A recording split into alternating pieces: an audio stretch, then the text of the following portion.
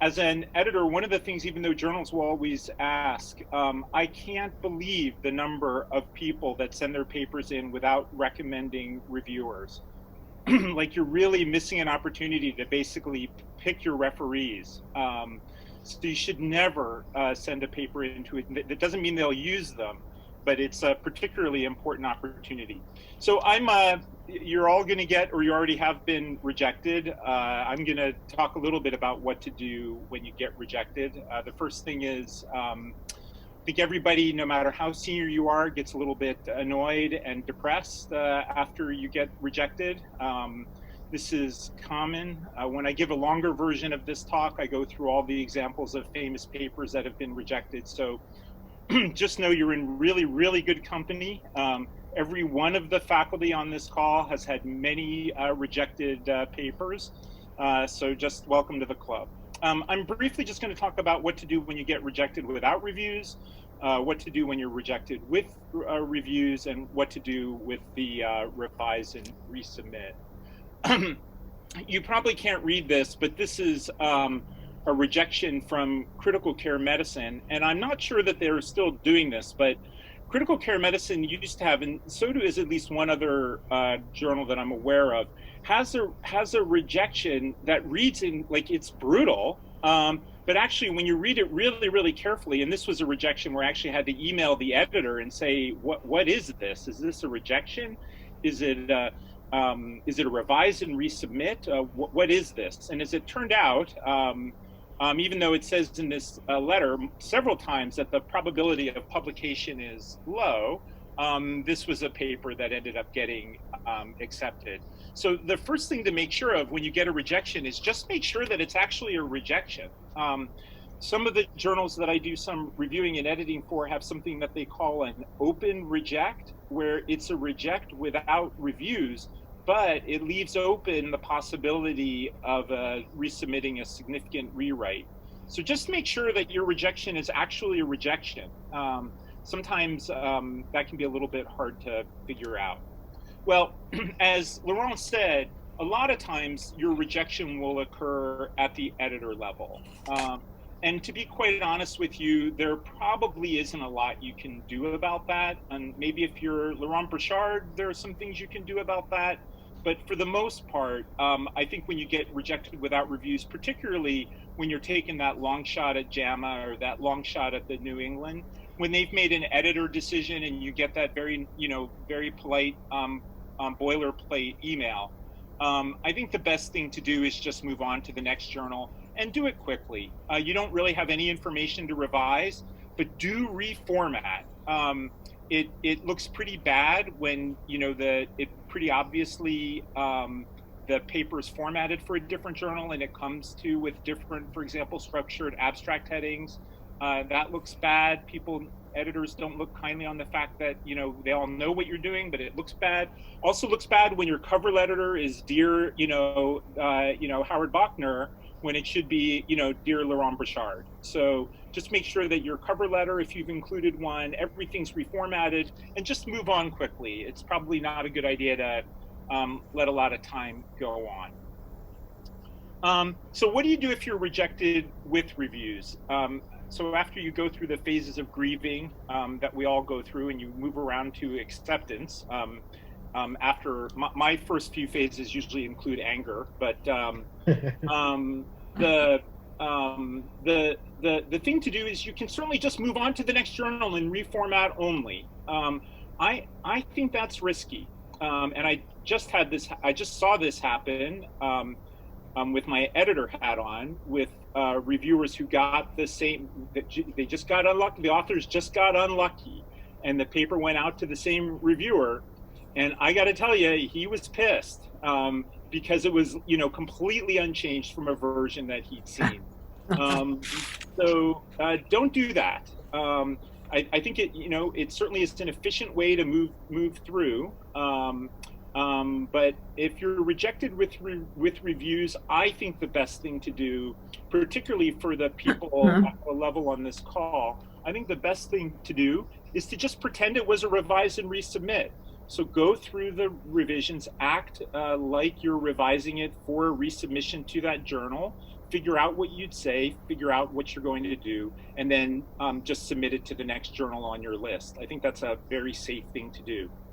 I will point out here that some open access journals may take a rejection with reviews at, say, JAMA, and may treat that at the editor level as a revise and resubmit to their journal. Some people are afraid to do this because they don't want to disclose, for example, to critical care that they were rejected at the Blue Journal. So this is a bit of an opinion piece here. But it can be an efficient way, certainly something to discuss with your mentor about an efficient way to move through the, be interesting to hear what the other faculty on the call think about this. I know, for example, critical care, the open access critical care, definitely will do this. So if you write to the editor and say, this paper was rejected with reviews at the Blue Journal, here are the reviews, they were actually pretty constructive. Here's how we responded to them, what do you think? And I know in some cases, those are basically taken as an accept with revisions. It's an efficient way for journals to operate. So think about that option. The other thing to do if you're rejected with reviews, and I would definitely say that this is a senior level decision, which is to contact the editor and appeal the decision. That's a risky thing to do for junior people on the call. I don't mean risky in terms of your personal safety, but it can be risky for your ego. But it definitely is successful, by the way. Unfortunately, this can be, I say unfortunately, because you'd like not to think that a personal telephone call from your mentor to the editor of a journal, but the sad truth is that this is certainly the ways that the appeals process can work. So there definitely is an appeals process. It's definitely not something to try, if you're a fellow, but it's definitely something to think about in the rejected with review stage. So I think it's really important to remember, I think one of the things that I see a lot is when people get a rejection with reviews, they'll look at the reviews and they'll go, well, gosh, they seem to have liked the paper. They even said they liked the paper. They even wrote who they were. Look, it's Gordon Rubenfeld who disclosed who it was, and he thinks it's a good paper. How come the journal rejected it? And the answer is that I believe that the vast majority, even of reject with reviews, are not rejected because your science is, fatally flawed. What it is that on balance, the editor and the editorial board feels that on balance, the new information, or as Laurent correctly said, the citations, or these days the altimetric score that your paper is likely to get, on balance compared to the methodologic limitations, it doesn't meet their arbitrary subjective bar. So the reason why I make this point is that one of the things that happens to me when I go through reviews, as I get angrier and angrier, because the points are either wrong, or at least I think they're wrong. They're either wrong or they're addressable, but they rejected the paper. They're not even giving me a chance to point out to the reviewers how stupid they are. And the answer is because that's not the reason it was rejected. So I'm not sure this will make you feel any better, but at least in my opinion, particularly at high profile, high impact journals, the reason is at the end of the day, they're just not into it. Now, some of that, again, as the other speakers have said, some of it may be your fault. You may not have done a good enough job of pointing out to them how brilliant and novel the question is. You might give that a little bit of a thought, but it probably isn't the fact that you didn't adjust for a variable in your model, or you did a fixed effects and not a random effects model. Even though that's what the reviewers wrote, that probably isn't the reason it was rejected. So great, you've made it to revise and resubmit. Number one, I do a little bit of a happy dance at this point. For most journals, the acceptance rate at the revise and resubmit level is actually pretty high. Now, it's very tempting, and we sort of joke about this when we talk within our lab groups. It's sort of like a little fun little game to see how much you can write without in the response without really changing anything in the manuscript. You know, this is when the response to reviewers is 12 pages long, but when you look at the marked up version of the manuscript, there's like no red on it. This is very tempting to try to do. I'll just tell you that we're on to you. We've tried it all also. And I'll just tell you that it's a risky strategy. I think the most common response to most comments that are, you know, smart and informed would be, thanks very much. This is a great point, you know, done. And I'll have some comments about how to handle the less informed comments from reviewers. I think this is pretty typical. Different people have different formats for doing this. I'll say, just like as you learned in Hannah's grants course, the format of your response to reviewers is actually important. Your goal in your response to reviewers is to make it easy for Laurent or Hannah not to send it back out to the reviewers. You really don't want them to do that, because when they do that, the reviewers are just as likely to find some other stuff they don't like. So what you want is, you want your response to the reviewers to be so clear, so concise about what you've done and why you did it, and so clear about what you did, so that Hannah looks at it and she goes, wow, great job, accept.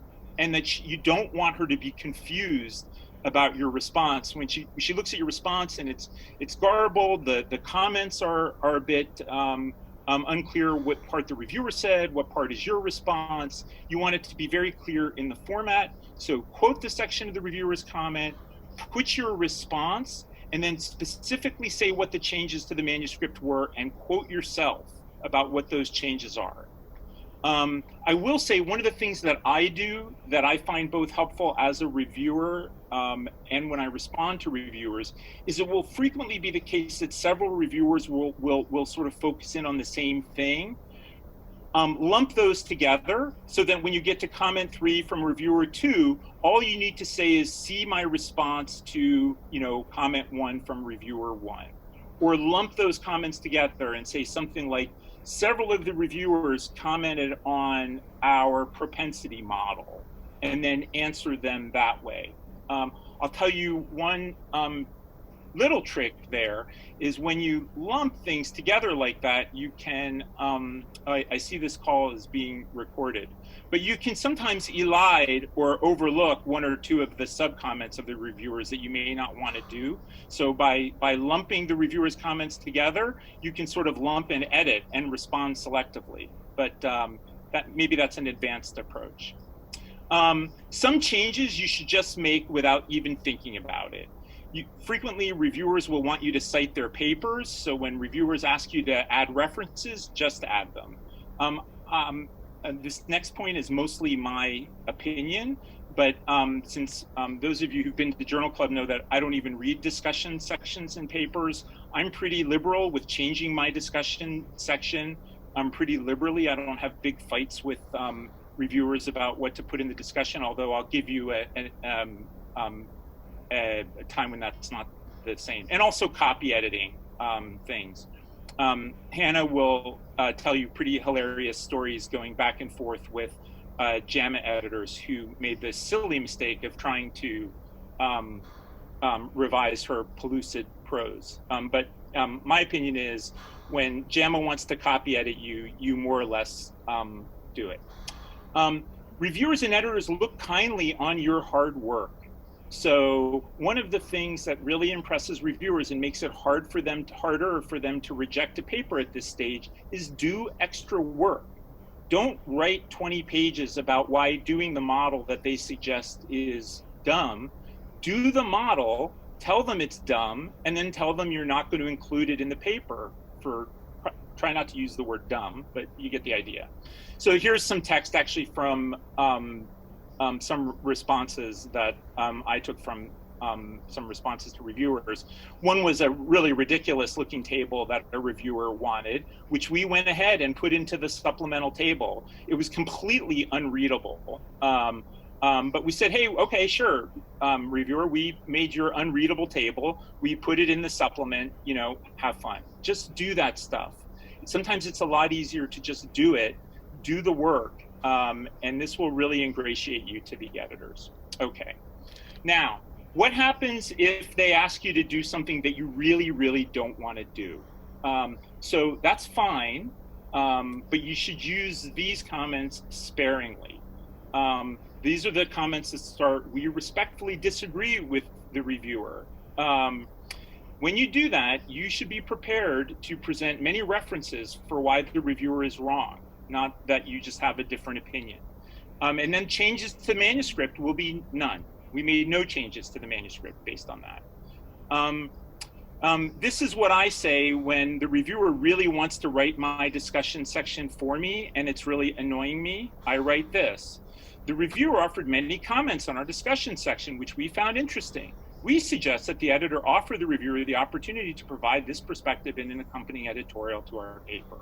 Now, again, this is, some of these are, this is what you do when you're really, no, I'm not going to write in my discussion, I'm not going to write in the limitation section, that my paper is fatally flawed. All right.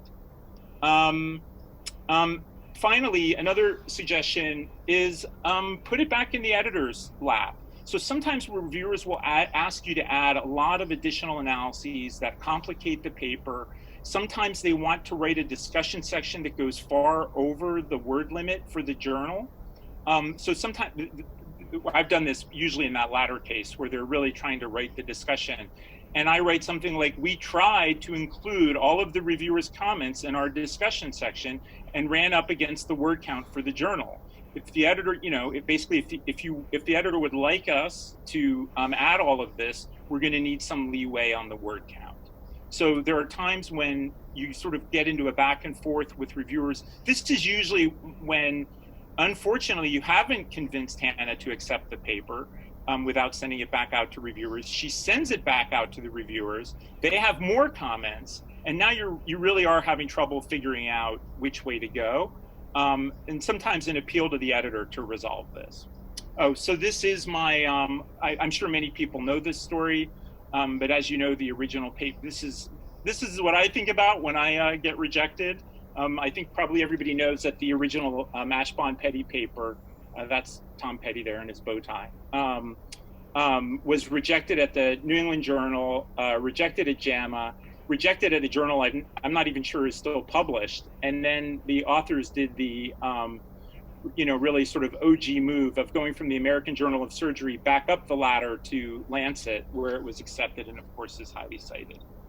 The Krebs cycle paper, by the way, was also originally rejected from Nature and was published in a very paper. I'm not sure what the impact factor is for the Dutch journal Enzymology, but it's not as high as Nature. So those are my comments about dealing with reviewers and papers rejected. Thanks very much.